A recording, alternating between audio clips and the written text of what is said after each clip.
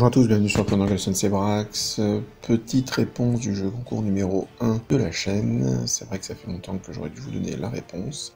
Très peu de personnes se sont manifestées pour participer. Je referai des jeux concours, peut-être qu'il était un peu dur celui-là, ou alors le fait de gagner un dé n'était pas suffisant, peut-être, je ne sais pas. Toujours est-il que, voilà, la réponse des bits de Braka. Donc pour rappel, voilà la bestiole, qui était le champion spécial fait pour les 10 ans du moot. Alors, comme je vous l'avais dit, il y avait 12 boîtes d'où sont tirés les bits qui m'ont servi à faire cette figurine, et il y avait un bonus, on va voir ça tout de suite.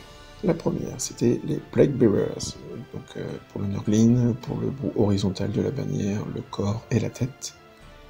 Les Putrid Backings, évidemment, pour les haches et les chaînes de la bannière. Morbidex Toysborn, le bout vertical de la bannière, donc c'était, il y avait des parties vraiment très spéciales.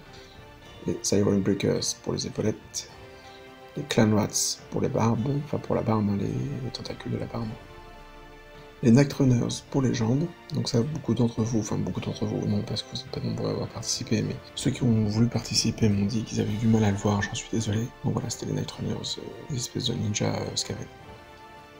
Vanguard Hunter pour les lattes de cuir et le sinué du Nurgle.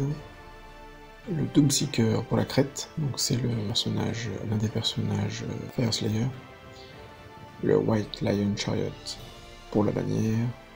Alors évidemment c'était aussi je sais plus comment il s'appelle, le char de Tyrannok, peu importe la version que vous me donnez, hein, comme pour Morbidex Toysborn, du moment que c'était l'un des kits possibles, c'était bon.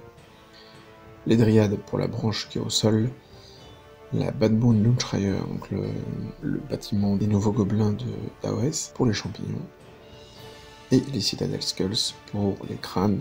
C'est un kit que je vous conseille parce qu'il y a vraiment beaucoup de crânes, ils sont très bien faits. L'échelle est mieux que dans les boîtes en feu, les boîtes de squelettes, et il y a un peu de tout dedans, donc ouais, je vous conseille vraiment ce kit.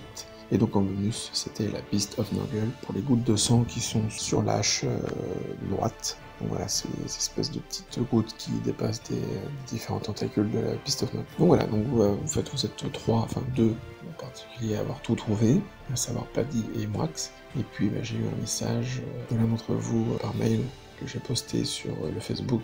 Je te remercie encore pour ça, et donc j'attends ton adresse pour pouvoir t'envoyer le dé que tu as gagné, et puis donc j'espère que la prochaine fois, vous serez peut-être plus nombreux à vouloir participer.